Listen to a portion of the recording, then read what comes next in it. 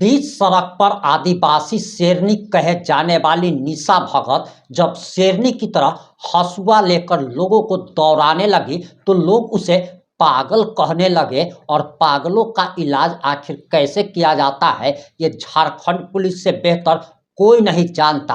और उसके बाद झारखंड पुलिस निशा भगत को टांग कर ले गई और गिरफ्तार होने के बाद निशा भगत का बयान आ गया है। और आखिर पूरा मामला क्या है, पूरा मामला इस 5 से 8 मिनट की रिपोर्ट में हम आपको बताने जा रहे हैं। नमस्कार, मैं प्रिंस कुमार सिंह और आप देख रहे हैं पॉजिटिव टॉक्स। अगर अभी तक आपने चैनल को सब्सक्राइब नहीं किया है तो खबरों से अपडेट रहने के लिए कृपया चैनल को सब्सक्राइब कर लीजिए। और जो लोग ऑलरेडी कर चुके हैं, हम तमाम लोगों को सही धन्यवाद। अब वापस आते हैं अपनी खबर पर। और आखिर निशा भगत पागलों की तरह हसुआ लेकर लोगों को सड़क पर दौड़ाने क्यों लगी, वो वीडियो आप पहले देखिए। उसके बाद भगत ने आखिर गिरफ्तारी के बाद क्या बयान दिया है, हम वो वीडियो भी आपको दिखाने जा रहे हैं। सबसे पहले आप ये वीडियो देखिए। कौन सा कार्रवाई हुआ है? जुमला दे रहे हैं। शूटर्स को पकड़ लिया आप। शूटर्स को पकड़ा है। जो मारा है वो सीने पे मारा हमारे पढ़ा राजा को, उनका हम लोगों को गर्दन चाहिए। रेतोगे तो रेतेंगे, मारोगे तो मारेंगे।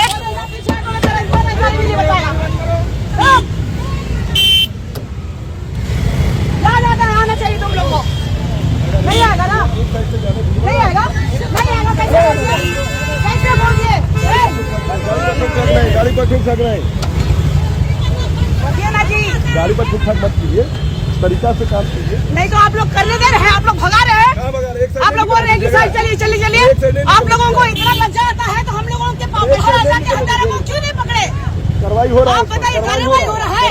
आपका सीएम साहब का यहाँ कोई हत्या हो जाता 24 घंटे के अंदर आप लोग पकड़वा देते। नहीं, क्या कार्रवाई हो रहा है? सब पर कार्रवाई हो रहा है। क्या कार्रवाई हो रहा है?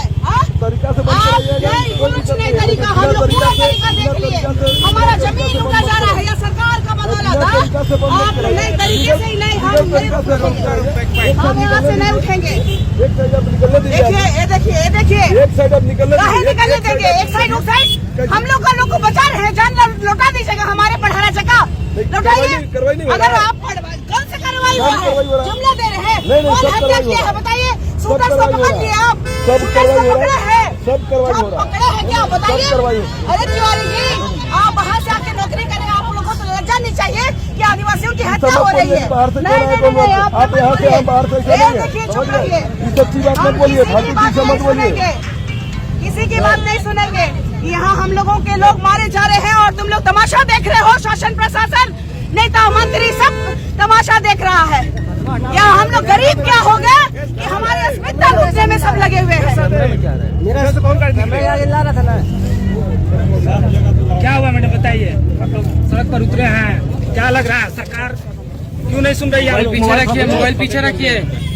देखिए, झारखंड राज्य में अगर कोई हिंदू, मुस्लिम, सिख, ईसाई के जो सबसे बड़े ओहदे में बैठने वाले, चाहे हिंदुओं के पंडित हो, चाहे ईसाइयों के चर्च के फादर हो, चाहे कार्डिनल हो, सिस्टर फादर हो, चाहे आप देख लीजिए कि ईसाई समुदाय। सोमा मुंडा के हत्या के बाद पूरा झारखंड जो है कि बंदी का आह्वान कर दिए। आदिवासी लोग जो है कि बंदी का आह्वान इसलिए किए, सोमा मुंडा के हत्यारों को जो है कि रिप्रेजेंट करने के लिए आदिवासियों ने कहा पुलिस प्रशासन और सरकार से। लेकिन इस पर पुलिस प्रशासन और सरकार जो है कि विफल रही।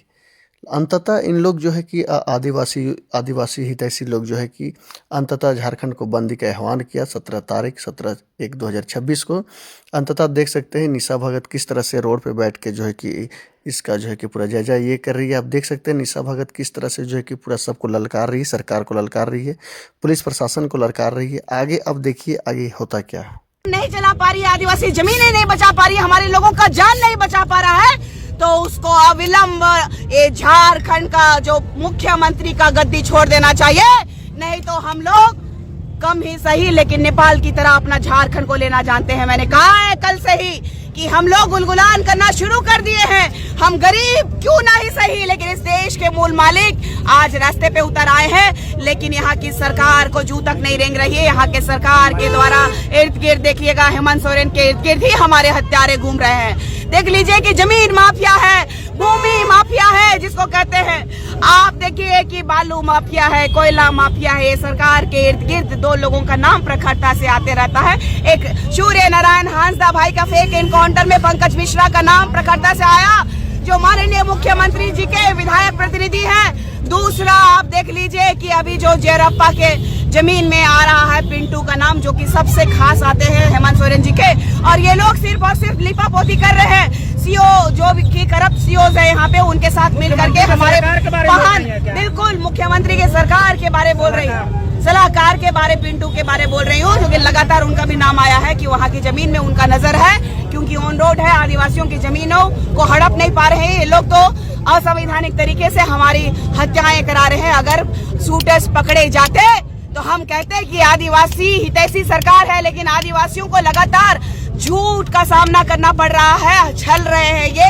हमें न्याय चाहिए, हमें वो 2 शूटर्स चाहिए जिनको हम लोग फांसी के फंदे में लटके हुए देखना चाहते हैं। लोग जो देखो, हमारे पढ़ा राजा वीर शहीद सोमा मुंडा जी की जो हत्या हुई, उनको न्याय दिलाने के लिए, उनके हत्यारों को फांसी दिलाने के लिए, और जो पढ़ा राजा वीर शहीद सोमा मुंडा जी के सीनों में जिन्होंने गोली मारी, उनके हत्यारों का सर हमें चाहिए। आदिवासी समुदाय लगातार संघर्ष कर रहा है और ये सरकार हमें दबाने की कोशिश कर रही है। आदिवासी अस्मिता को बचाने के लिए, रूढ़िवादी परंपरा को मानने वाले, स्वशासन को मानने वाले लोग जल जंगल जमीन बचाने के लिए लगातार संघर्ष कर रहे हैं, और आज हमें जेल और कई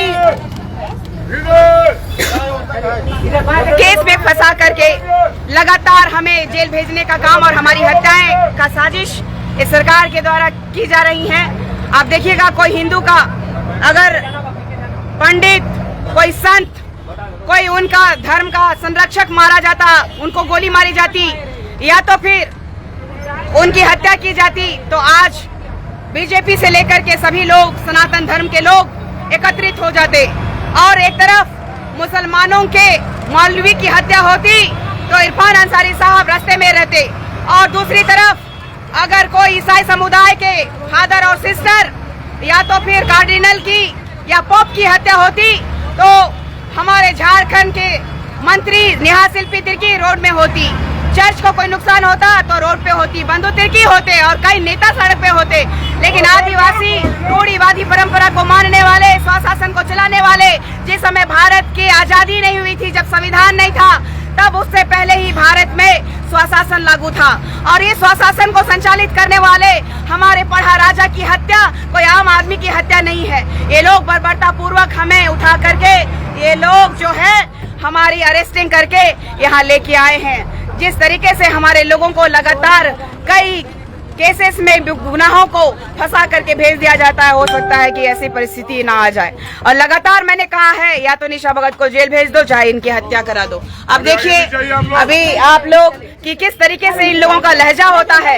ये लोग जो है कि गुनाहगार को नहीं पकड़ के लेके आते हैं, और देखिए ये जो बंदा है वो लगातार हमारे ये जो चमकाना चाहता है, ये आदमी जो लगातार, अगर कोई हिंदू धर्म का अगर पंडित अगर मरा होता तो शायद उसके लिए भी इनके लिए मार्मिकता होती, लेकिन हमारा जो पढ़ा राजा की हत्या हुई है, और आज ये लोग जो है हमारे में ये जो सामदंड का इस्तेमाल करके हम लोगों को आज यहाँ पे लाया गया है, और पता नहीं किस केस में फंसाया जाएगा। हम तो सहर्ष अपने आदिवासी समुदाय के लिए लगातार संघर्षरत हैं। आप देख लीजिए कि किस तरीके से आदिवासियों को पकड़ने के लिए किस तरीके से ये जमावड़ा लगा है। लेकिन अगर यही लोग सही समय पे सरकार के दिशा निर्देशन से अगर वो लोग देख लीजिए कैसे इन लोगों का रहता है रवैया आदिवासियों के प्रति। अब देखिए, अगर इसी के जगह अगर इनके परिवार के लोग होते तो शायद ये लोग तत्परता से रहते, और अगर पढ़ा राजा की हत्या में अगर ये लोग खोजबीन सही से करते तो शायद इतनी फोर्सेस हमारे पीछे नहीं रहती। आप देख लीजिए, देखिए आप कहाँ पे लेके आया है वो भी देख लीजिए। फिर लाल चौक कोतवाली थाना में लेके आया गया है, ऑफिसर हॉल में। अब आपकी क्या प्रतिक्रिया, अपनी प्रतिक्रिया जरूर दीजिएगा। जुड़े रहे हमारे साथ। जय हिंद, जय भारत।